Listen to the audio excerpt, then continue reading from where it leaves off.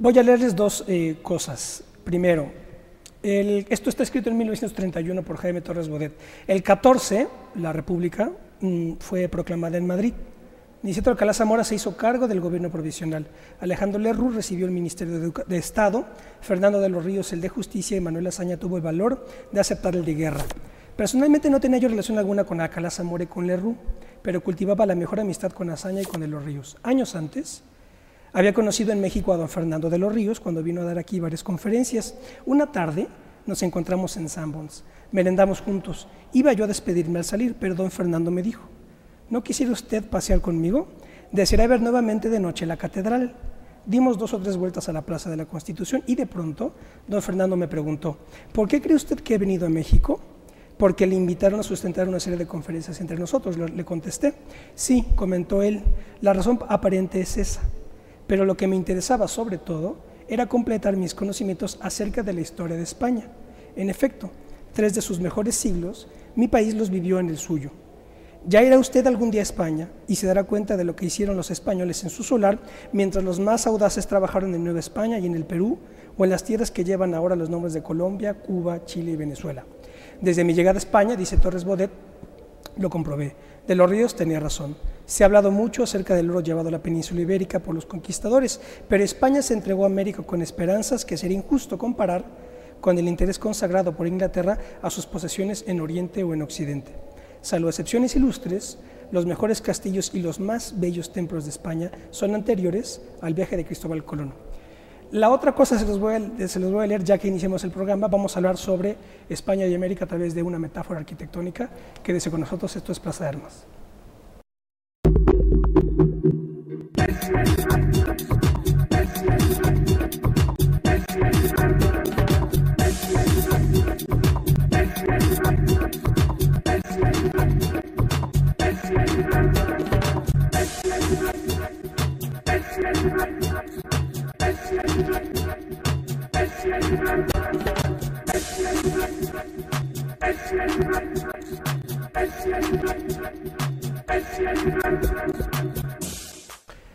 ¿Qué tal? Qué bueno que estén en otro programa de Plaza de Armas aquí por Capital 21. Les recuerdo nuestra página propia www.plazadarmas.tv y nuestro correo plazadarmas21@gmail.com.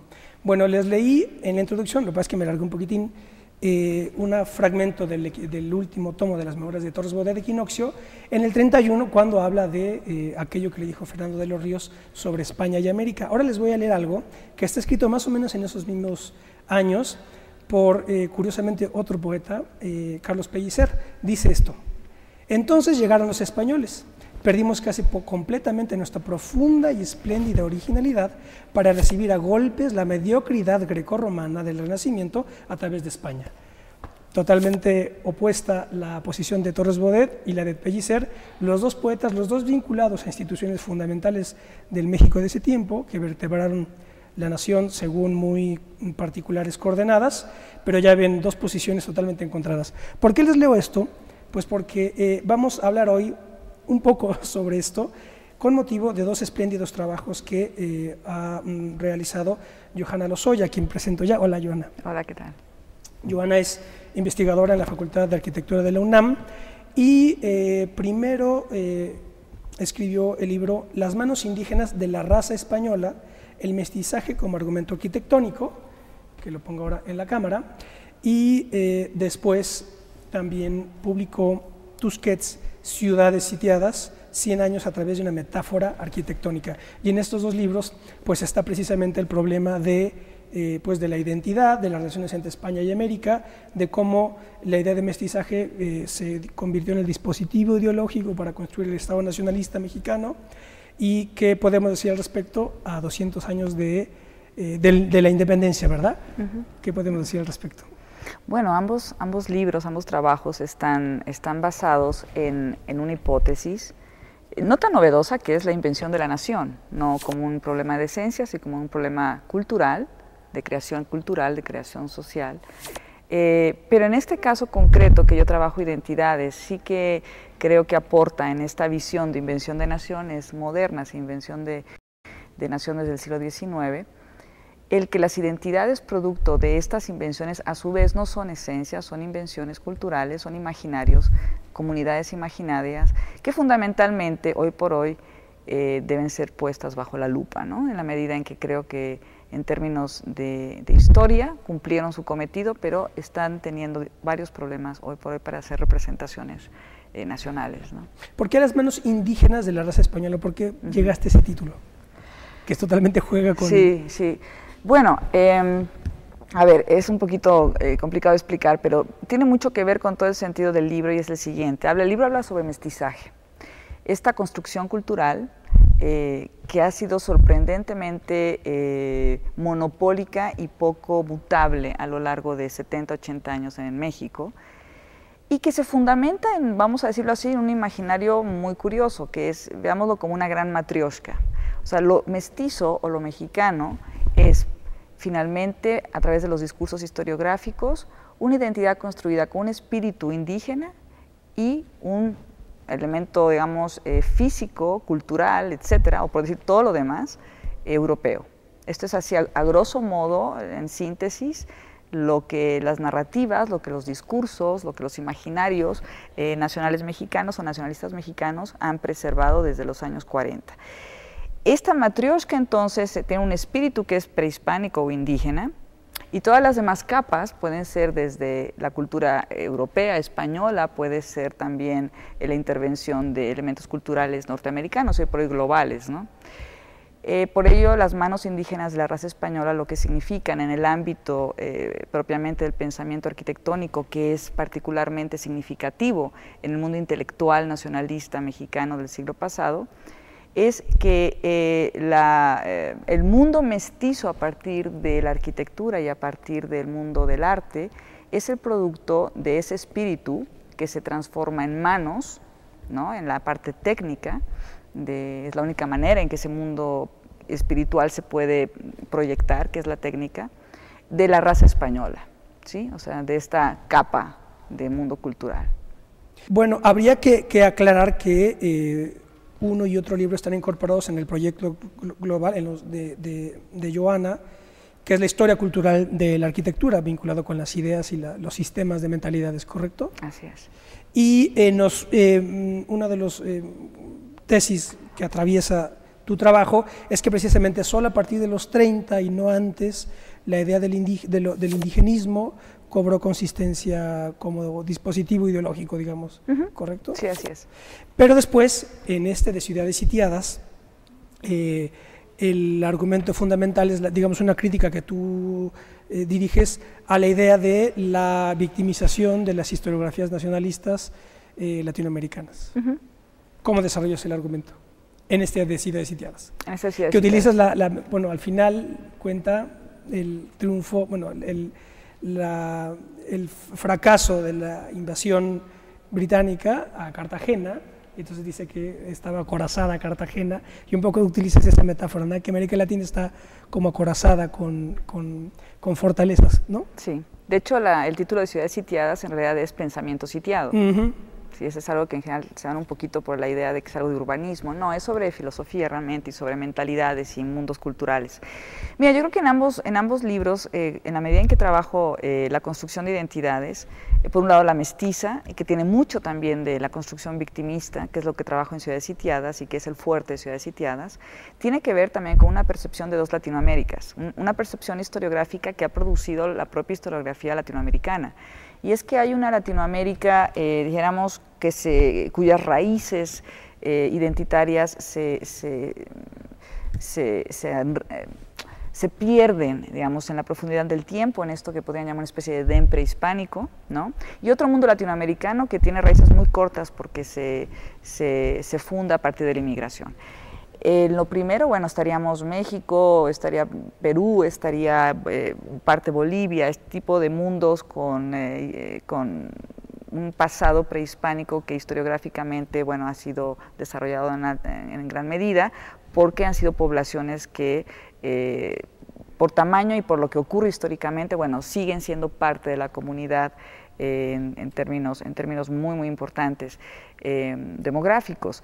Pero también hay todo un mundo como es el de Sudamérica. América, Argentina, Chile, etcétera, que ha tenido otra historia con respecto a sus comunidades indígenas, en donde realmente hacen manifiesto una historiografía que habla de que estos mundos nacionales modernos empiezan con la inmigración.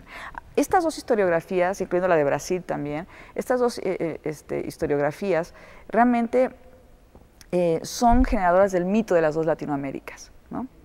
Entonces, en base a esta idea historiográfica, lo que yo persigo es ver en todo este mito por qué se construye en ambos mundos, pero sobre todo en aquel ligado con estas esencias antiquísimas, prehispánicas, etcétera, se ha generado una identidad nacionalista profundamente victimista, ¿no? Es decir, este mundo ha sido atacado, este mundo se destruyó, este mundo tuvo que tener una leyenda negra ligada con la Nueva España, con la Nueva Granada, con todos estos mundos de la monarquía católica, y luego entonces ha sido un mundo vejado.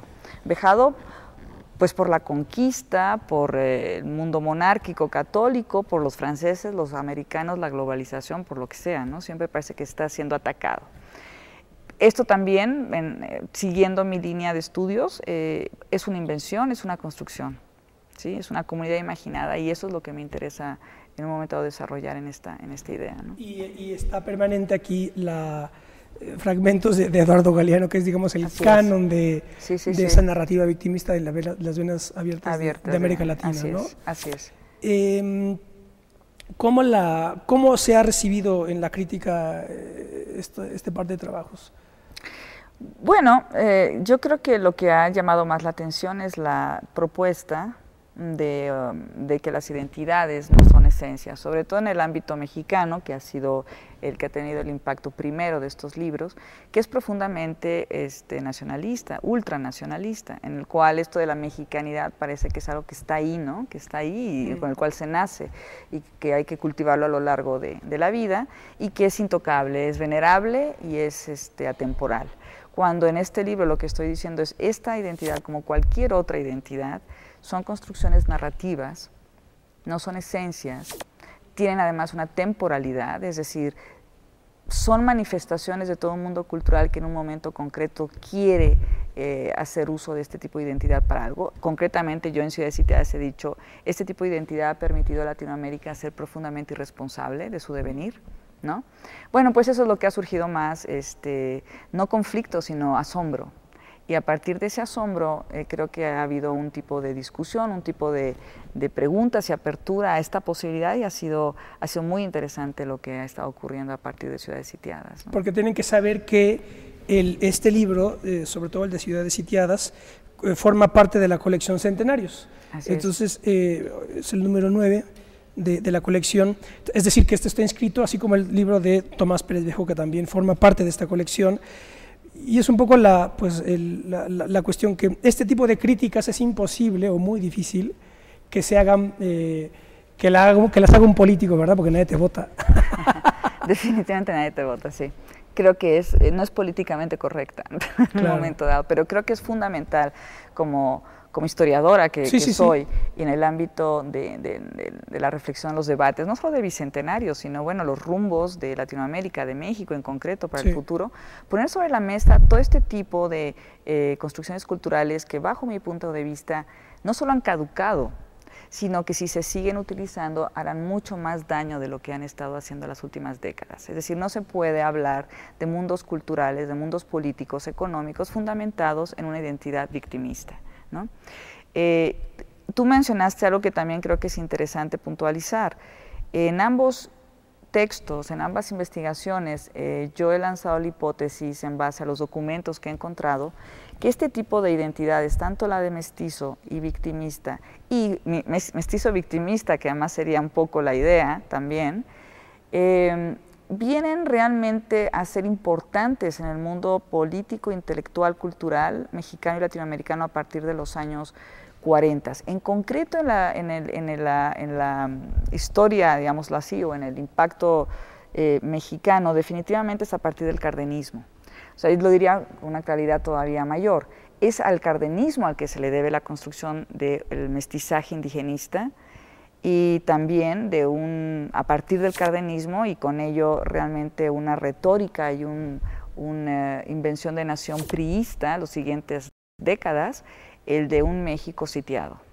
Y mencionas tú la singularidad de que la ciudad universitaria compendia más o menos todas estas identidades, ¿no? Estas construcciones de alguna manera.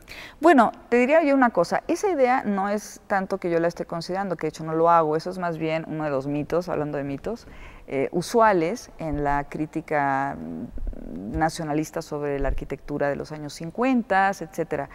Se ha dicho mucho sobre la ciudad universitaria como esta especie de reducto simbólico del indigenismo en la retórica de partido, en la retórica del Estado, desde cosas tan simplistas como decir que el partido arquitectónico de la ciudad universitaria está ligado con ejes teotihuacanos, por ejemplo, ¿no? O el uso de los taludes, o que ya el mismo uso de la piedra es una reencarnación o encarnación de todo un mundo prehispánico. Esos son usuales argumentos, pero terriblemente simplistas. De hecho, la construcción de esta ciudad universitaria fue mucho más compleja, incluso en términos políticos, que eso.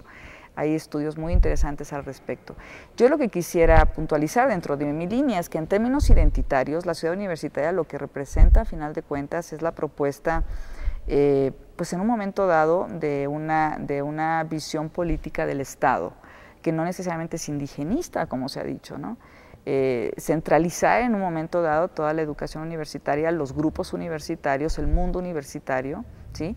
Que fue bastante interesante en el momento, pero efectiva y funcional, sin lugar a dudas, pero rompió con algo mucho más interesante que había antes de esto, que era la vida universitaria en el centro de la Ciudad de México, que la conocemos bien, pero que eso permitía también la vida de barrios, permitía una dinámica universitaria, cultural, intelectual ligada con el centro que completamente se perdió y que era otra a la que se maneja en el gran campus, que era un poco la idea ¿no? de la ciudad universitaria. Tiene más que ver con políticas económicas y en un momento dado de imaginarios de Estado que con un asunto de identidad nacionalista ligada con el indigenismo, ¿no? El otro vector fundamental, además del cardenismo que comentas aquí, es el de todas las teorías de la dependencia, ¿no? Sí, que llegan hasta cobran fuerza en los sí. 60, 70, 80 quizá. Sí, realmente el Ciudades Sitiadas creo que tiene la siguiente virtud, y es que maneja el discurso de la identidad victimista y de la construcción bajo dos líneas, que esto es producto de argumentos culturales, ¿sí? Entiéndase, esencias identitarias, etcétera, y el otro es el impacto de la teoría de la dependencia en el pensamiento intelectual mexicano, latinoamericano, por supuesto, y en concreto, ya que utilizo como objeto de estudio el pensamiento arquitectónico latinoamericano.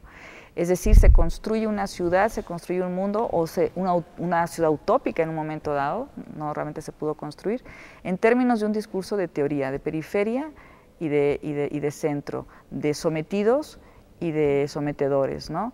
Y esto sí que ancla no solamente en el mundo intelectual en términos generales y político latinoamericano, sino es muy interesante cuando en algo tan puntual como son los imaginarios arquitectónicos y las propuestas de construcción de ciudad, también está esto. Y una pregunta, este proceso, digamos, manifiesta empecinamiento en construir identidades nacionales, ¿cómo la analizas en otras partes del mundo? Es decir, ¿es un fenómeno exclusivamente latinoamericano o solamente es exclusivo por sus singularidades? Pero ¿tú dices la construcción? Claro. Como tal, no, vamos a ver, esto es internacional, es universal. La postura que yo estoy teniendo, tú me mencionabas hace un ratito si yo era posmoderna, ¿no? en mis posturas. Diré que utilizo ideas de algunos autores posmodernos, pero no tiendo a anclarme en ninguna categoría. La construcción de identidad en cualquier mundo cultural es una invención, es una construcción. Lo interesante en este caso es que son construcciones nacionalistas. El mundo latinoamericano en el siglo XIX fue muy precoz en la construcción de la nación, de hecho fueron las primeras naciones inventadas, ¿no? Modernas. El esquema básico que utilizo para entender esto es, bueno, hay una construcción, una invención de nación que necesita homogeneizar una gran cantidad de población, construir un nuevo mundo. Tengamos en claro que la caída del antiguo régimen implicó el fin de una manera de ver el mundo Y el siglo XIX lo que propone es otra manera de ver el mundo. En esa otra manera de ver el mundo, bueno, pues tiene que construir redes de asociaciones completamente distintas basadas en el ciudadano y no en el mundo de los súbditos. Entonces, esto es homogéneo para todas las construcciones nacionalistas. Lo que a mí me llama la atención en el caso latinoamericano es que sí tiene una singularidad bastante obvia, y es el discurso étnico, racial al respecto, ¿no? En esta homogenización, en esta construcción de identidad, sí importa el aspecto raza, el aspecto racial. Incluso tiene discursos ya no solo sobre la raza, puntualmente racistas, ¿no? Puntualmente racistas. Esto hace que haya posteriormente construcciones diversas, no hay una, este es otro asunto, yo me cuestiono mucho si hay una América Latina como tal, o sea, son mundos culturales tan distintos. Entonces, sí, entonces... Déjame hacer un corte. Ok. No sabía si de repente no. Vamos a hacer un corte, Ahora, no saben, estamos conversando con Johanna Lozoya sobre ciudades sitiadas y sobre las manos indígenas de la raza española, no se vayan.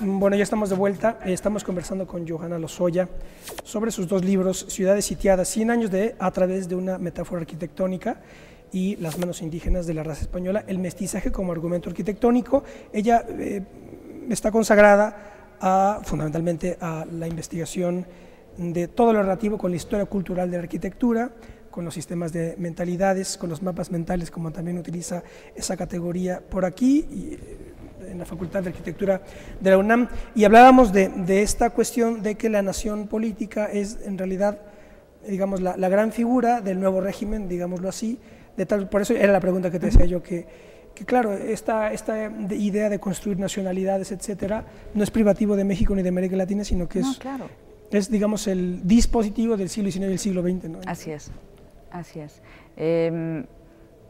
Yo me centro en el ámbito mexicano en uno de estos libros porque su construcción nacionalista realmente a estas fechas es ultranacionalista, y no solo proviene del 19. Tengo la idea de que el 19 hasta, vamos a decirlo de esta manera, la historiografía tradicional mexicana, a partir de los años 50 realmente, propone que hay un México previo a la revolución, un México postrevolucionario, ¿no? Y entonces la gran ventana que abre al nuevo mundo moderno a México es la revolución. Cuando uno empieza a trabajar documentos ligados con pensamiento, con mentalidad, con ideas, con mundo intelectual mexicano, lo que empieza a surgir, bajo mi punto de vista, es que realmente el mundo mental mexicano, el mundo cultural mexicano en términos de ideas, tiene un vínculo muy claro con el siglo XIX, 1870, 80, 90, pasa la revolución, o sea, obviamente pasa el porfiriato, pasa la revolución y realmente entra en decadencia o en crisis hasta finales de los años 30. O sea que buena parte del discurso llamado revolucionario, de revolucionario no tiene nada, realmente es producto, ¿sí?, de revolución en términos de la revolución, ¿no? Es producto de todo un mundo mental, de un mundo cultural que se viene gestando desde el último tercio del siglo XIX, y que el que le da realmente, que lo guillotina realmente, ¿sí?, es toda esta nueva generación ligada, ¿sí?, en los años finales de los 30, en los años 40, con una nueva propuesta de Estado que es lo que eventualmente va a ser el Estado priista, ¿no? O sea, yo estoy hablando de que realmente en el siglo XX hay dos construcciones de nación en México, y no es la revolucionaria y la previa, sino que es la cardenista en adelante y la cardenista para atrás, y en algún momento se quiere hablar de mundo de ideas. Y esto estoy diciendo muy radical, o sea, hay un interesantísimo vínculo de ideas que se han estado generando en los últimos 80 años, ¿no? Ni siquiera fueron, dijéramos, distorsionadas durante la revolución, o sea, que el asunto es mucho más complejo, ¿no? O sea, podremos decir que, por ejemplo, si el proyecto de la revolución es fruto de la preparatoria nacional, ¿no?, del positivismo de Barrera, quizá, y Justo Sierra, y después las siguientes, los hijos de la UNAM. Sí, en buena medida podríamos verlo de esa manera, claro que sí. Porque después hay un libro interesante que lo he mencionado en muchos programas, que se llama Proyecto México, los economistas, del nacionalismo al neoliberalismo. Ajá. Y entonces la autora se llama Sarah Bab, es una socióloga norteamericana, y entonces es muy interesante, el ángulo que utiliza para interpretar el asunto, ¿verdad?, la dialéctica orgánica de configuración del Estado mexicano, es las facultades de economía. Entonces analiza la facultad de economía de la UNAM vis-a-vis o confrontación con el ITAM. Y entonces esto te va a interesar mucho porque muestra cómo ahí, es interesantísimo porque dice ella que en realidad desde el punto de vista de la economía, pues la clave, obviamente, como bien se sabrá, pues las claves son Jesús Silva Herzog y Daniel Cosío Villegas, que son los que organizan el estudio de la economía en México. Pero dice que en realidad ellos estaban totalmente acoplados al consenso keynesiano, ¿verdad?, que es el consenso de posguerra, y que la crisis vino con el marxismo en la UNAM. Estamos hablando de las facultades de economía. Entonces dice, la facultad de economía de la UNAM, ¿no?, con todos los pilares Silva Herzog y Cosío Villegas, entra en una crisis total, Revolución Cubana, y luego cuando en los 60 y en los 70 el marxismo era lo que los llevó a un callejón sin salida. Vino el 68 y eso explota. Y entonces ya un economista de la UNAM, pues ya ningún banco, ni en ningún lado los podían contratar porque lo único que querían hacer era la revolución, ¿verdad? Y entonces ahí explica cómo el Estado lo que hace fue, y eso fue Echeverría, crea la UAM y el CIDE como válvulas de escape, pues de esta crisis socioideológica, digamos, y política, claro, y a la luz de la Facultad de Economía. Y entonces el asunto es que la clave son los 40. ¿Por qué? Porque así como tú planteas, ¿no?, que ese pensamiento revolucionario llega a crisis en los 30, ¿por qué la clave son los 40? Aquí está la historia del ITAM, que es lo que analiza Sarabab. En los 40 se fundan las universidades privadas, fundamentalmente. Se funda el PAN en el 39, contra Cárdenas, a mi juicio. Se funda el TEC de Monterrey en el 43 y el ITAM en el 46. Y esto es lo que analiza Sarabab. Y dice, ¿qué decían en los 40 quienes fundan el ITAM y el TEC de Monterrey? La Ibero es de los 60, jesuitas. Ojo, TEC de Monterrey y ITAM no son de ninguna congregación religiosa, son empresarios que organizan sus universidades. ¿Qué dicen? Hasta aquí el cardenismo, hasta aquí, esto no puede seguir. Y entonces dice, en 50 años tenemos que controlar el país. Es lo que se dispusieron los que crean el ITAM y el TEC de Monterrey, que es lo que ahora están haciendo, a mi juicio.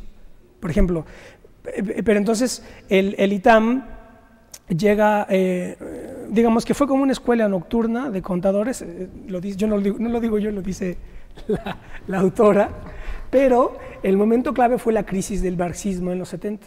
Y entonces ahí es cuando el ITAM se copia el sistema del MIT y dice, vamos a comenzar a formar economistas que estén totalmente ya al margen de esta crítica marxista, etcétera, y en 30 años han formado los cuadros dirigentes, por lo menos en materia financiera, económica, del país, ¿no? En fin, este es otro cuadro para analizar precisamente cómo va evolucionando la ideología orgánica del Estado revolucionario.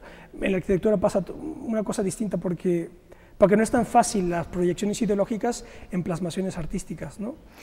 No, yo no estoy de acuerdo contigo. De hecho, a ver, hay un común... ¿En qué parte? En la última, en que es complicado plasmar ideológicamente algo. Yo creo que el problema cuando se habla de arquitectura es que hay un reductivismo de lo que es arquitectura. Es decir, arquitectura no es el edificio, no es esto donde estamos acá. Yo creo que esto es solo producto de un mundo mental, de un pensamiento, de una sociedad, de un gremio, etcétera, que plasma una serie de cosas y a veces ni siquiera plasma concretamente lo que desea, puesto que siempre hay personajes que se llaman los clientes, ¿no? En donde tienes que negociar el imaginario del cliente con el imaginario del arquitecto. Yo creo que hay un mundo amplísimo en la historia y en la percepción de la arquitectura que tiene que ver con el mundo mental del gremio y de una serie de posturas sobre la arquitectura, es decir, ese mundo que construye y que habita. Y en ese sentido, si bien yo siempre he defendido que no hay una arquitectura, vamos a decirlo así, marxista o nazi o lo que sea, lo que sí hay es un mundo mental que tiene una construcción ideológica, vamos a llamarla marxista o nazi o lo que sea, y hace una selección concreta de algún tipo de cosas donde aparentemente representa esto. Pero lo interesante es buscar ese mundo mental. Y con respecto a lo que estabas diciendo, en las universidades sí que se podría encontrar una especie de crisis en los años 30 en el mundo gremial de la arquitectura. Así que está en todo el tiempo está en los dos libros, es un análisis nociológico, digamos, de cómo se va configurando la disciplina como tal, el gremio, las instituciones. En los años 30 también surge, bueno, antes de los 30, en el 20 y tantos, surge el poli, que es un poquito lo que tú estás hablando en el ámbito de la educación, de la economía, bueno, la educación de la arquitectura, porque los arquitectos desde finales del siglo XIX se consideran intelectuales. Esto es decir, que participan de la organización del Estado. O sea, no son solo artistas, no solo representan, sino que son agentes políticos. Entonces, en la medida en que se asumen junto con la literatura, con otro tipo de mundos culturales como intelectuales, están constantemente discutiendo sobre su participación en la construcción del Nuevo México. Al hacerlo, en los años 30, se organiza por Bassols la opción de una construcción de un nuevo mundo de la arquitectura, que es el Politécnico. ¿Coincide con lo de las charlas del 33? Sí. Correcto, ¿no? Sí. Sí, de hecho el Poli ya en los años 20 y tantos, 29, está ya funcionando.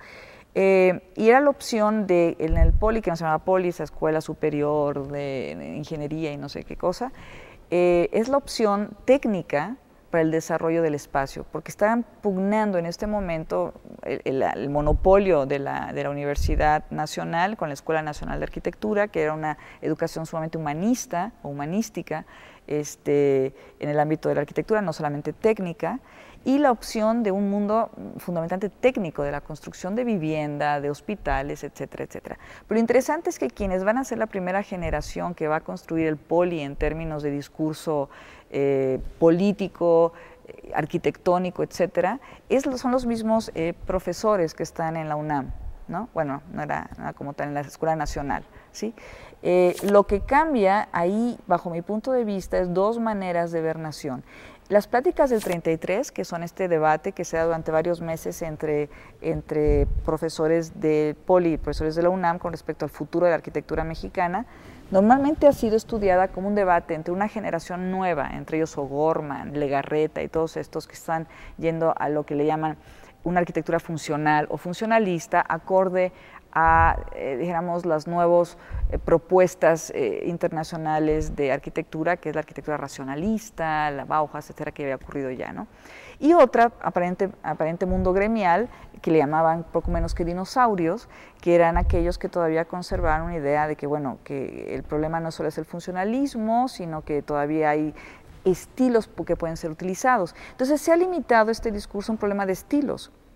Eso es lo menos interesante, de hecho es una reducción terrible. Bajo mi punto de vista son dos mundos gremiales que están haciendo propuestas de proyección de nación completamente distintas, no de estilos, sino que hay un mundo gremial, esos que llaman dinosaurios, que además son sus contemporáneos en edad, no son ningunos dinosaurios, con excepto de Amabilis, que sí que lo era, porque ya era un hombre de la generación, 2 generaciones anteriores,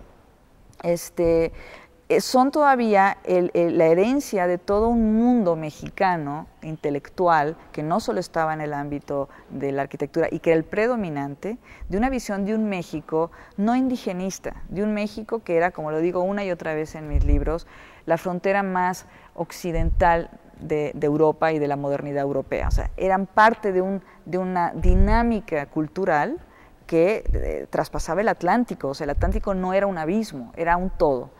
¿Sí? Entonces se está hablando no de una propuesta ideológica en términos indigenistas y en términos de segregar una población como tal, como una población indigente, que la revolución le tiene que justificar, bla, bla, bla, sino que se podría hablar de un tipo de arquitectura mexicana ligada con una serie de postulados modernos que no tienen que ver propiamente con los que el Estado estaba manejando.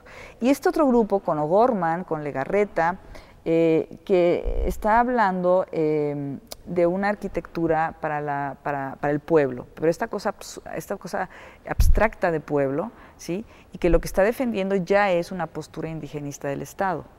¿sí? Entonces, lo que ahí está, bajo mi punto de vista, muy interesante de discutir, son estas dos miradas nacionalistas que quizás por primera vez hacen un cisma en el gremio y que va a triunfar fundamentalmente la postura indigenista, claro. ¿Vuelve a haber otra crisis de ese tipo en la historia, digamos, del gremio o de la...? Pues fíjate que esa es una muy buena pregunta, difícil de contestar en la medida en que ha sido un gremio tan ligado con el Estado que casi ha tenido el monopolio de los imaginarios del propio Estado. Sí, de hecho aquí Fernando, recuerdo, González Gortázar en la arquitectura mexicana del siglo XX dice, a su juicio, ¿verdad? Sí. Dice, a diferencia de otra, dice, aquí está mismo, otra sorpresa que se llevará el lector será la de comprobar que en la arquitectura el centralismo ha sido menos fatal que en otros campos. Nos está diciendo, claro, la arquitectura está vinculada al Estado. Está totalmente ligada. Al centralismo. Mira, yo en términos contemporáneos, en el hoy por hoy, yo creo que predomina, y por ello mi trabajo está centrado en este tipo de temas, predomina una visión que no ha sido cambiada desde los años 50, en términos de las propuestas de qué es lo... Digo, la misma idea, preguntarse qué es lo mexicano en la arquitectura es hasta un poco fuera ya de contexto. ¿Qué es lo mexicano, ¿no?, en arquitectura? Claro, o qué es la mexicanidad arquitectónica, etcétera. Cuando tú lees textos, que puede haber ensayos en este libro como en otros tantos, cuando se habla de estilos todavía estas fechas, ¿no? Se ha hecho una reducción de propuestas a nivel de estilos, donde imaginarios que no sean los imaginarios contemporáneos, internacionales, abstractos, etcétera, resultan historicismos, cosas quiche, cosas así. Estamos hablando de nuevo de que hay un reduccionismo historiográfico, ideológico en el ámbito del gremio, que sigue siendo realmente el establecido 70, 60 años, ¿no? Es muy consolidado. Este tipo de libros, como otro tipo de historiografías que se están haciendo de poco a poco en el ámbito del mundo gremial, de la arquitectura y de la historia como tal, están abogando justamente por... un poco explotar, ¿no? O sea, cambiar, resquebrajar ese imaginario monopólico, ¿no?, en las historiografías. Entonces yo no diría que hay una crisis como la hubo en los años 30, porque eso sería que el gremio está asumiendo que hay este problema, ¿sí? Que hay un problema de construcción de identidad y construcción de arquitectura y construcción de espacio y de ciudad que está utilizando los mismos argumentos que se llevan utilizando décadas, ¿no? Pero es muy posible que libros como estos y otros trabajos empiecen a poner las cuñas necesarias para que eventualmente sí que haya una crisis. Claro, ¿qué pasaba con la antropología y la etnología y el etnologismo en esos años con relación a lo que pasa ahora? ¿En cuáles años? En los años en los que estás analizando 30, pues, fundamentalmente. Yo analizo fundamentalmente los años 20, o sea, estoy buscando hasta dónde llega todo un mundo mental. Es muy interesante, en el ámbito de la arquitectura está muy ligada con el mundo tanto de la medicina como de la antropología. O sea, esto desde el porfiriato en realidad, porque están haciendo construcción de nación a través de los individuos, o sea, cuál es el perfil desde, no sé, las patologías mexicanas importan, por ejemplo, al ámbito de la arquitectura. Eso es muy curioso. Y es muy interesante, ese es un tema que tendría que ser estudiado y no ha sido estudiado. El vínculo entre el mundo médico y el mundo antropológico y el mundo del gremio de arquitectura, tanto en la Escuela de Bellas Artes, cuando era el periodo porfirista, como en la Escuela Nacional. ¿Por qué? Porque, insisto, los arquitectos se visualizan intelectuales, no están construyendo una obra de arte, ¿sí? No es un Museo Guggenheim en Bilbao, ¿no? Tienen una formación política muy fuerte, son, además de su profesión arquitectos, son gente metida en la política, son gente metida en el mundo cultural. Entonces, una de las preguntas que constantemente se están haciendo es, ¿se tiene que hacer ciudad y habitación para un tipo concreto de personaje que es el mexicano o para un tipo universal, más allá del mexicano? Esto implica que va relacionado con la pregunta de, bueno, ¿y qué es el mexicano? Entonces va desde de qué se enferma el mexicano, qué altura tiene el mexicano, cuáles son los elementos, digamos, estadísticos de un mundo que en su momento le llaman la mexicanidad. Entonces, están muy relacionados con todas estas novedades de definir este individuo mexicano. Este individuo que, insisto, es una construcción cultural, ¿no? Es una construcción cultural que va a tener luego en los ámbitos más abstractos de del mundo cultural como en la literatura, ejemplos o cosas como, no sé, 100 años de soledad, ¿no? Por ejemplo, ¿no? Que va a decantar toda esta visión. Es una época en los años 20, donde incluso 30, Samuel Ramos, ¿no? Está siendo muy fuerte, lo va a hacer en los años 50 más todavía. Samuel Ramos se lee en la Facultad de Arquitectura, ¿no? Para entender para quién estás construyendo, según esto, ¿no? En este tipo de argumento. Entonces, por un lado, cuando la antropología comienza realmente a ser fuerte, que también corresponde con los años 40, ya tiene una relación previa con la arquitectura y viceversa desde los años 20 y 30, ¿sí? Cosas tan concretas como que participa la Escuela Nacional de Arquitectura con objetos que da al Museo Nacional, y el Museo Nacional le pide a la gente de arquitectura y de artes que dibuje formas antropológicas, etcétera, antropofísicas, etnográficas, o sea, siempre hay una relación, eso a los inicios. Anécdotas que poco se saben, pero son muy lindas, como por ejemplo tanto los pintores de la Escuela Nacional de Bellas Artes como los arquitectos iban a los auditorios de la Escuela de Medicina, del Instituto Nacional y de la Escuela de Medicina, a pintar cuerpos, ¿no? Vamos a quedarnos aquí, vamos a hacer un corte más. Estamos conversando con Johanna Lozoya, no se vayan.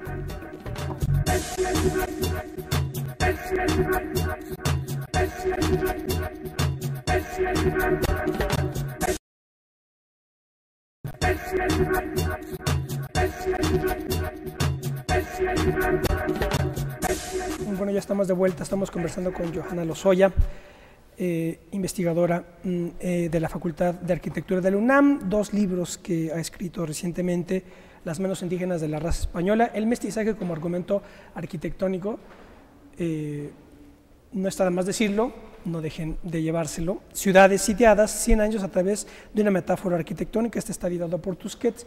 Este último forma parte de la colección que Tusquets dedica a los bicentenarios, o aquí se llama centenarios, pero en fin, es del bicentenario, y muy interesante porque no sé si conozcas tú la colección del trabajo que hicieron, un congreso del CIDE, Historia Crítica de las Modernizaciones en México.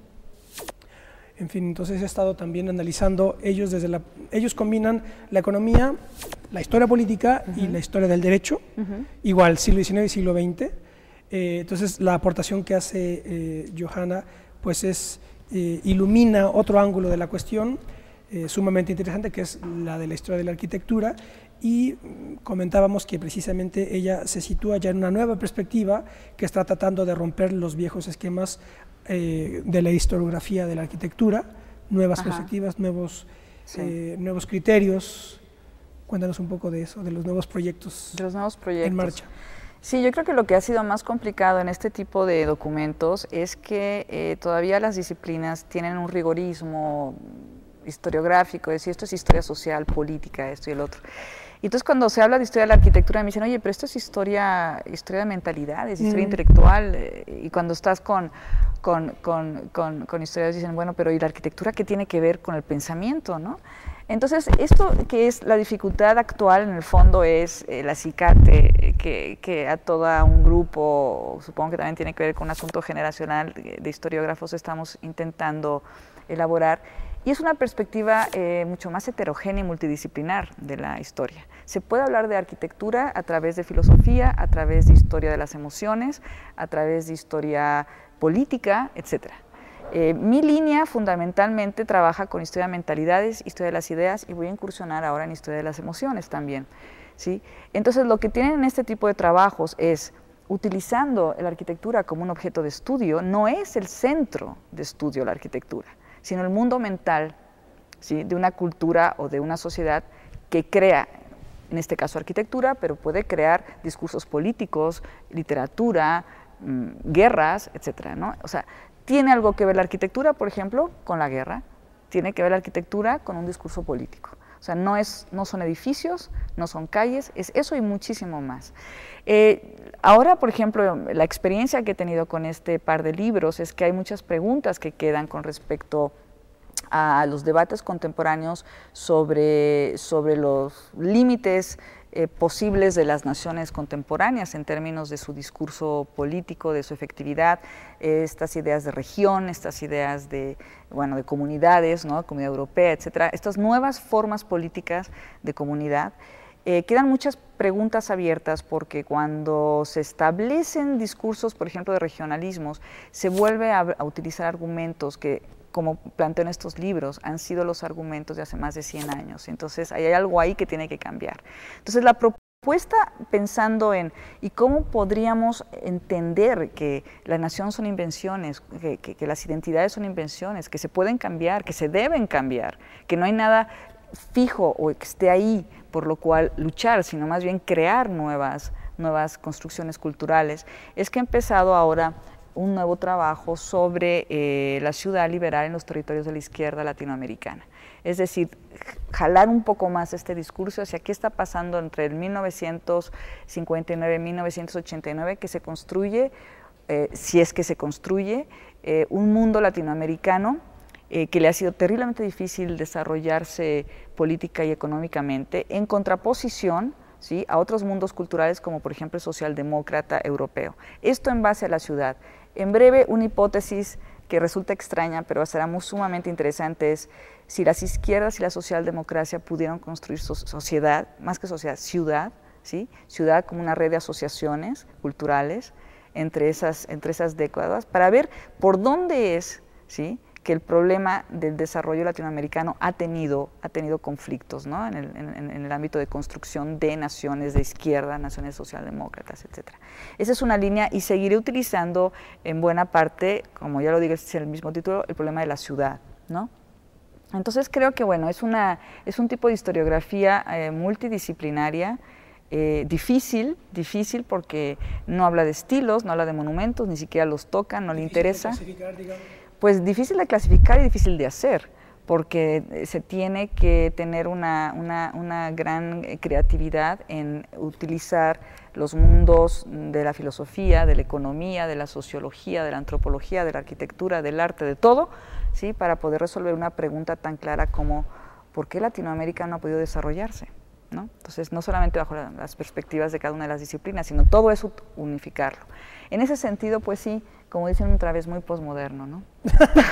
Hay recuerdo pues no, ya no me acuerdo dónde lo leí, pero Carlos Castillo Peraza, que descanse en paz, quienes no lo sepan, eran uno de los intelectuales del Partido Acción Nacional, católico, tomista. Por ahí leí que venía de un encuentro, de una reunión, no sé, en Palacio Nacional. Entonces venía bajando, creo que lo cuenta Porfirio Muñoz Ledo, ya no me acuerdo.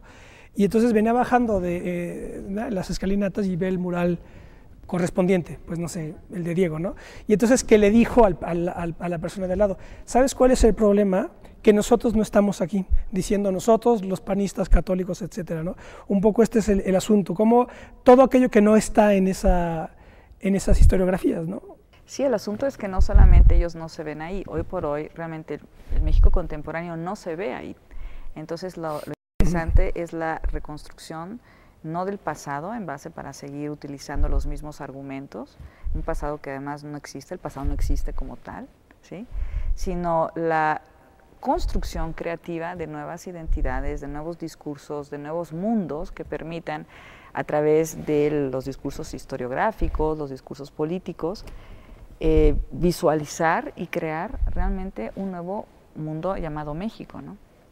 Te voy a decir algo que decía José Arico, en el 60, decía, el político revolucionario lo es en la medida en la que actuando sobre el presente interpreta el pasado. Debe ser así, ¿verdad? Bueno, claro, porque se trata un poco tú de, lo que dices es de revolucionar o de transformar todas estas interpretaciones un poco anquilosadas quizá, ¿no? Sobre todo la del victimismo, que en Ciudades y Tierras me llama la atención que dice Johanna al principio, ¿cómo es posible que una idea tan nefasta como la de la víctima es la que anuda toda nuestra historia, ¿no? Desde una cierta perspectiva, ¿no? Sí, de hecho concluyo ese libro en buena parte como lo que concluye todo mi trabajo, y es que Latinoamérica se ha amurallado a lo largo de muchas décadas, y lo que ahora se necesita son puentes y ventanas, no murallas. No murallas. Muy bien, pues Johanna, te agradezco muchísimo que nos hayas acompañado. Muchas gracias a ti. Una charla súper interesante y pues ya lo saben, Ciudades sitiadas de Johanna Lozoya y también Las manos indígenas de la raza española. Este está editado por Conaculta. Y este está editado por Tusquets. Una nueva mirada, un nuevo ángulo de interpretación crítico, sin duda, de pues de la historia de la arquitectura y de todas las ideas involucradas con la arquitectura en México y en América Latina. Nosotros nos vemos la próxima. Hasta pronto.